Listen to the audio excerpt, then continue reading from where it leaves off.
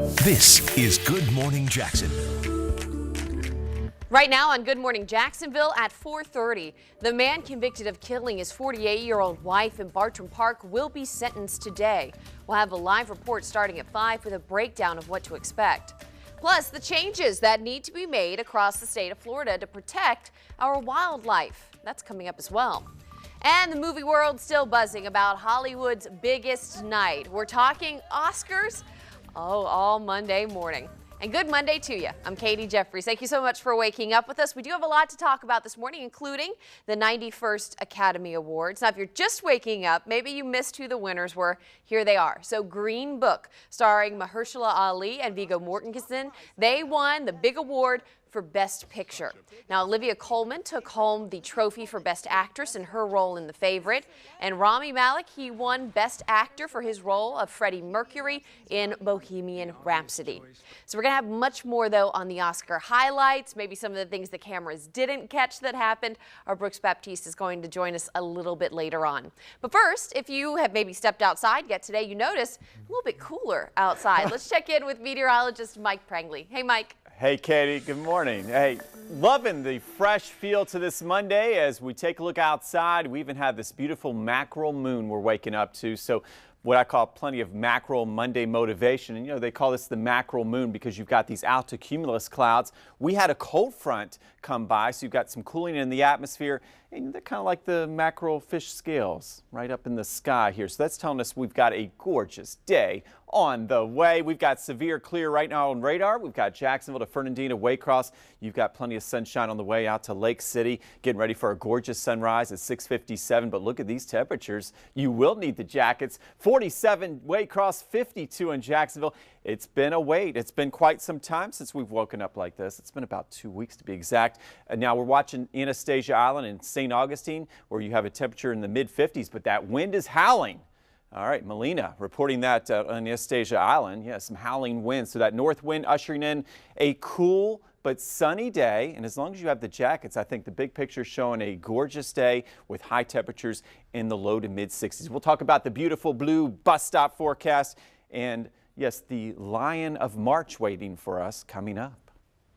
Thank you, Mike. Well, breaking overnight, a missing child from Yulee, 9-year-old Benjamin Karg, has been found. We wanted to let you know that he was originally reported as missing yesterday, but again, he has been found.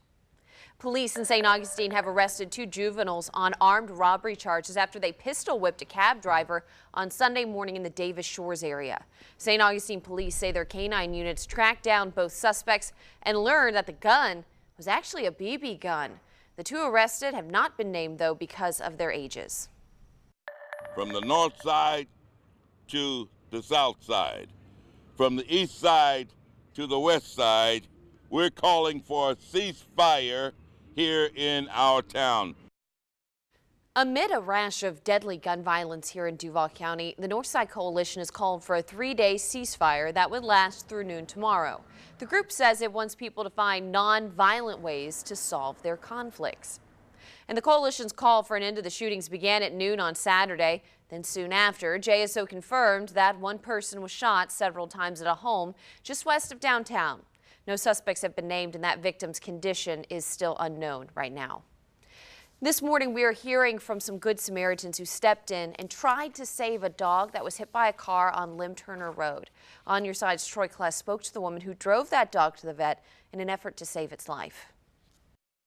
Terry McBride was driving down Lem Turner Road when she saw people tending to an injured dog. Now, as an owner of 3 dogs herself, she says that's why she stepped in to help. I really think it's sad because you got to think about it. It wasn't a stray dog. It looked like the dog was fed. It was very healthy. Terry McBride says she turned around to help after seeing this. A man comforting a pit bull mix that may have been hit by a car. A man was keeping him focused, like trying to make her stay woke. It was a girl, make her stay woke. McBride says she drove the man and the dog to the emergency veterinarian. I can hear her like breathing real hard, like she's still alive. McBride says someone called police when the dog was hit Friday night. The only response to the scene was Jack's Fire Rescue, who say they responded to a 2-car crash after one of the cars stopped in order to protect the dog was rear-ended. McBride does not know what kind of vehicle may have hit her, and Florida law says it's a misdemeanor to leave the scene of a crash involving damage to someone's property. But she says this could have been avoided if the driver was paying attention. These people pets that they care about, and you just ran over. At least you could have had a decency to stop. But many people on social media grateful that someone tried to care for this dog. On the north side, Troy Kless, First Coast News, on your side. And if we get an update on that dog's condition, we'll of course let you know.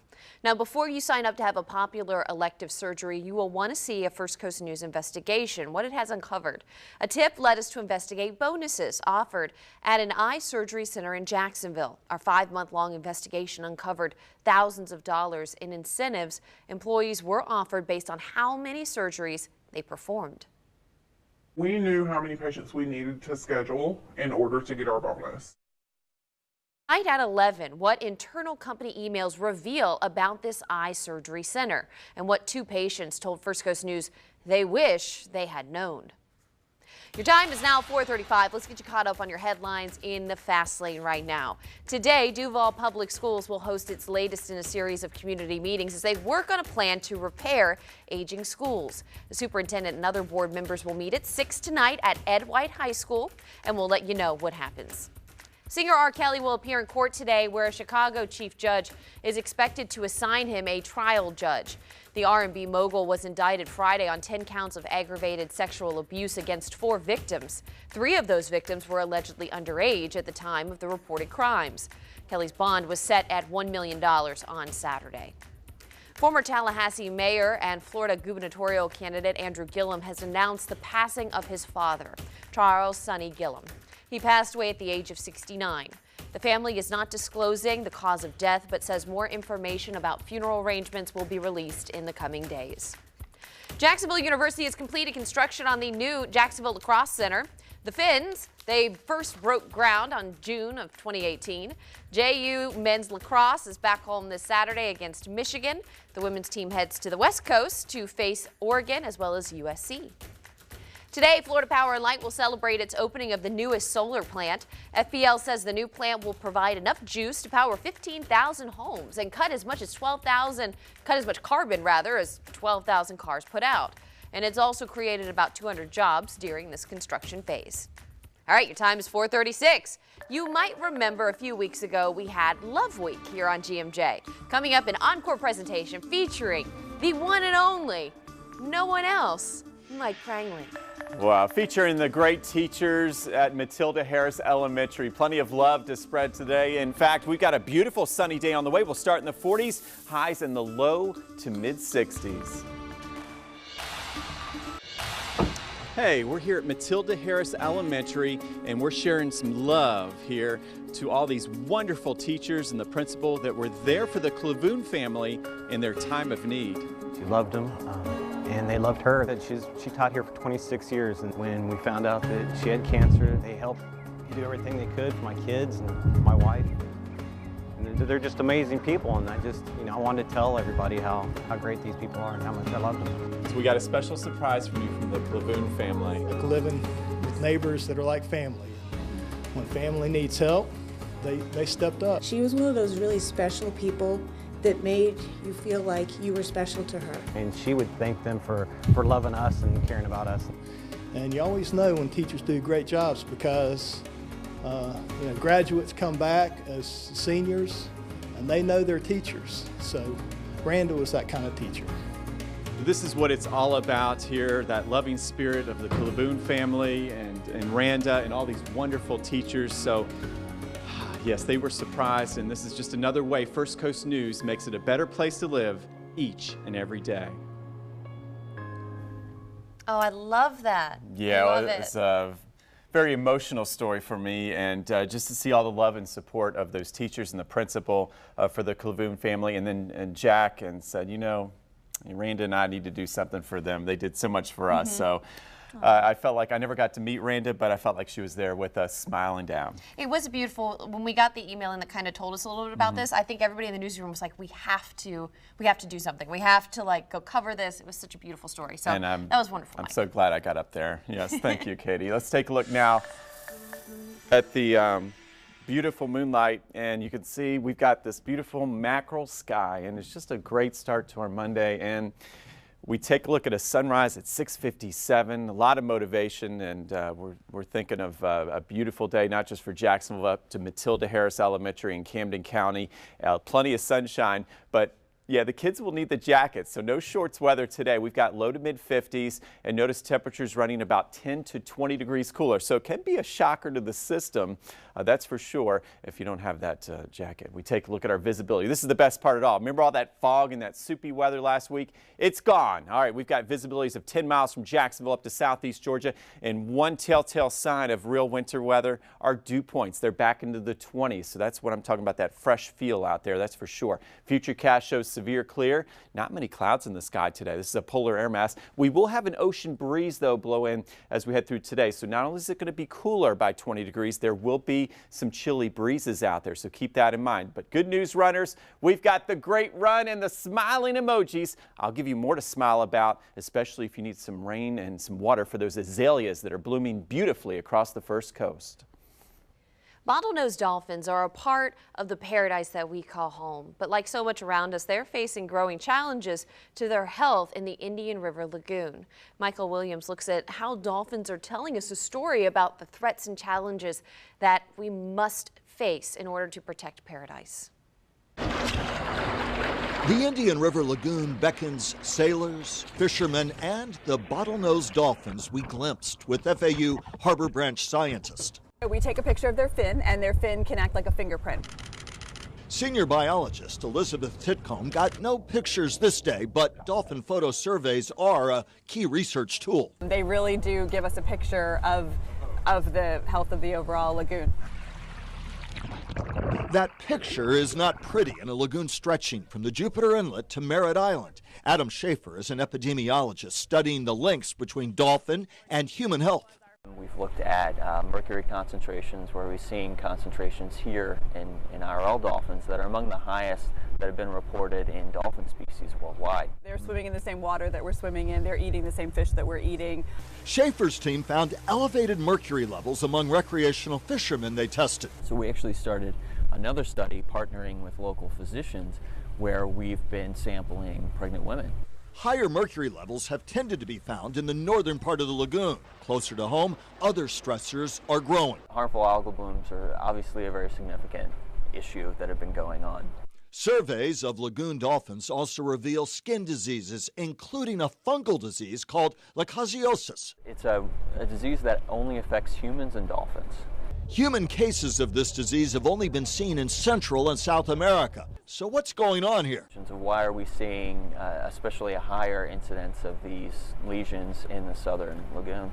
It's a growing toll of pollution from industry and farms and what we flush down our drains and out of our yards. But we're actually seeing antibiotic-resistant bacteria in these dolphins. We need to quit using places like the Indian River Lagoon as our dumping grounds, intentionally or even sometimes unintentionally. Exactly. I mean, and I'm sure most times it is unintentional, but there are proper ways to dispose of medications. There are different pesticides that can be used that are more environmentally friendly.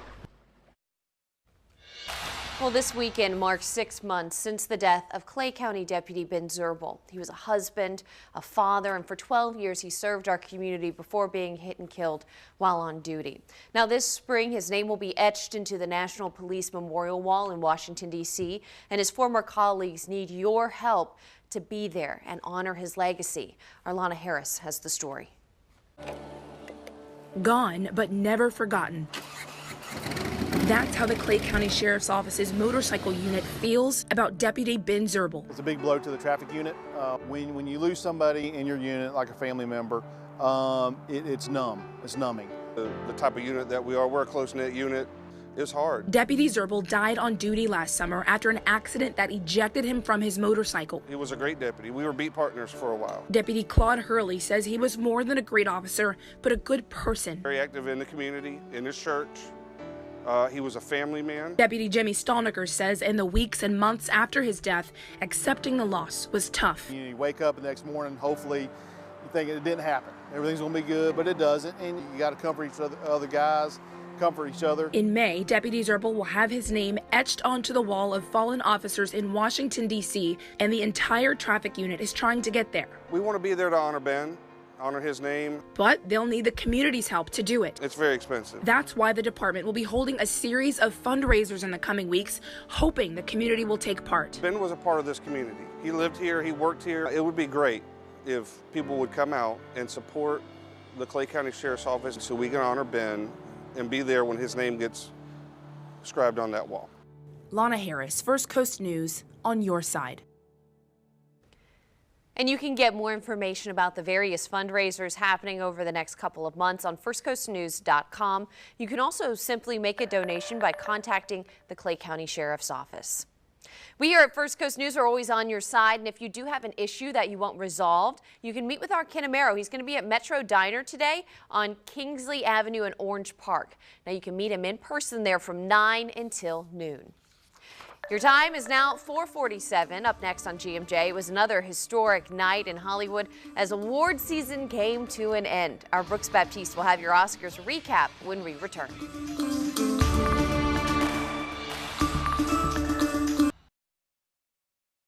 Good morning from the Trinity River here outside of Houston, where investigators are very much focused on finding the black boxes. They believe that they're out there in the marsh in that swampy river area for the Trinity River, and this is where the 767 went down on Saturday. It was flying for Amazon, an Atlas Air flight flying for Amazon on a route from Miami to Houston. 3 crew members on board. Investigators have now recovered 2 of those 3 crew members' bodies. They can also tell us that there was no distress call, and controllers lost contact with the plane when it was at 6,000 feet. No radio, no radar.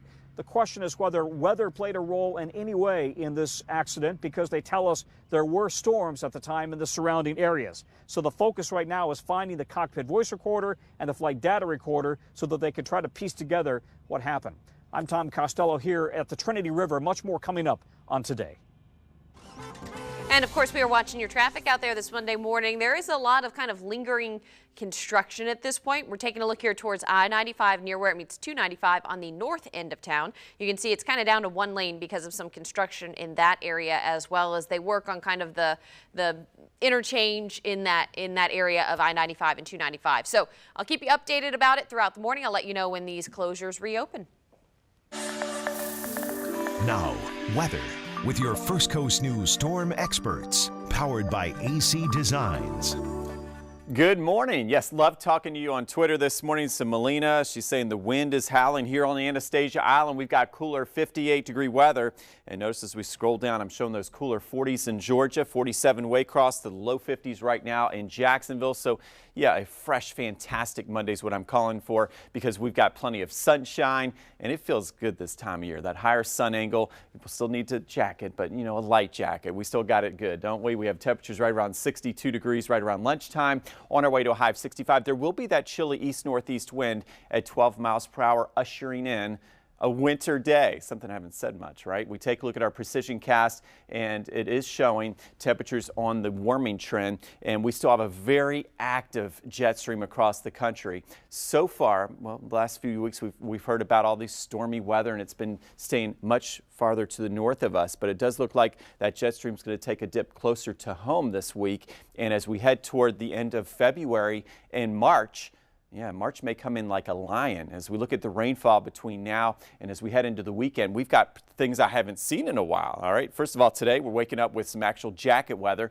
We're seeing cold fronts come our way as we head through the week, and some rain. We're talking about 1 to 2 inches of rain between now and late week. And yes, this could include a thunderstorm. So as we look at the big picture 7-day forecast, 60s to start this week, sunny, and then here comes the rain again by Wednesday with mid 70s. Watching for some more rain as we start March like a lion. Katie?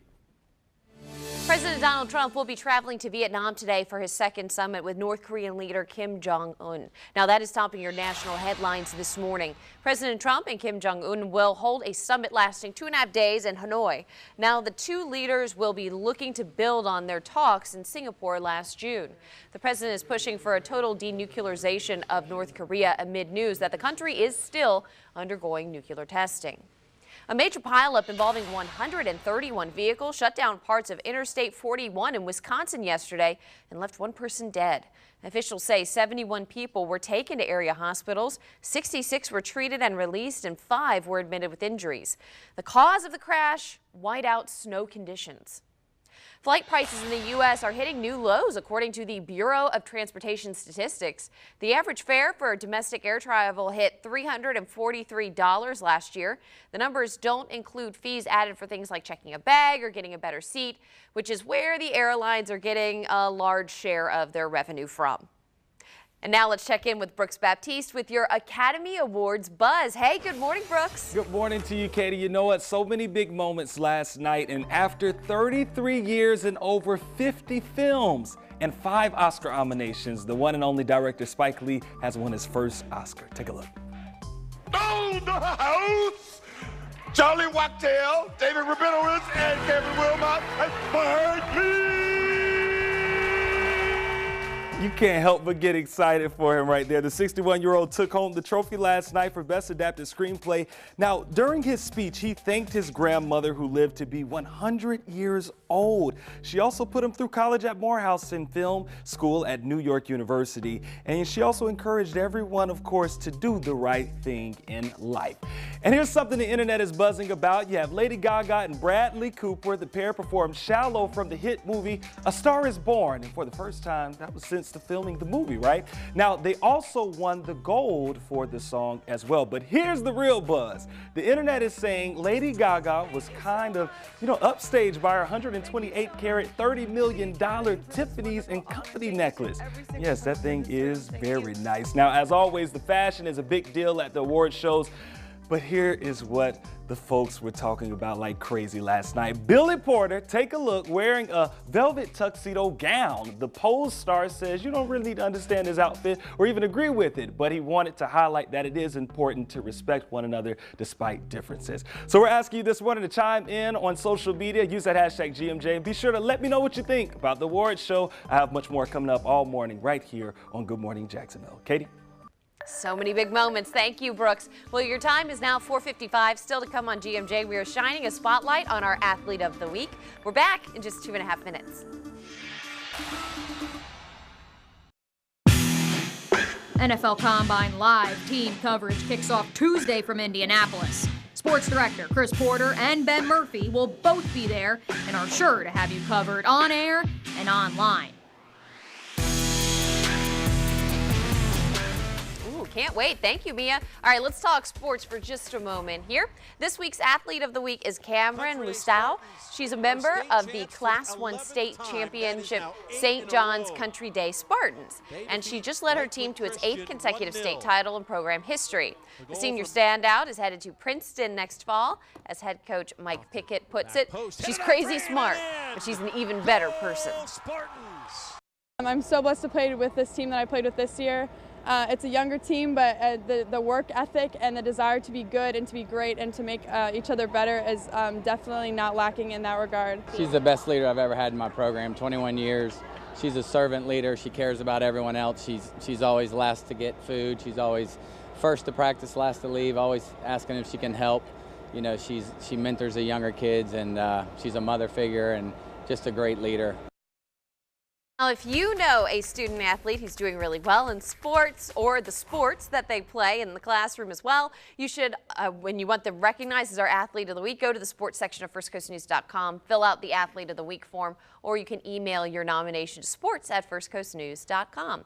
Now, here's what you can catch tonight on NBC. At 8, John Legend joins coaches Adam Levine, Blake Shelton, and Kelly Clarkson for Season 16's premiere of The Voice. Then at 10, it is the series premiere of The Enemy Within, starring Jennifer Carpenter and Morris Chestnut. Be sure to stay tuned for First Coast News at 11 with Heather and Anthony. All right, that is First Coast News at 4:30. Good Morning Jacksonville with Lou and Keitha starts in just a moment.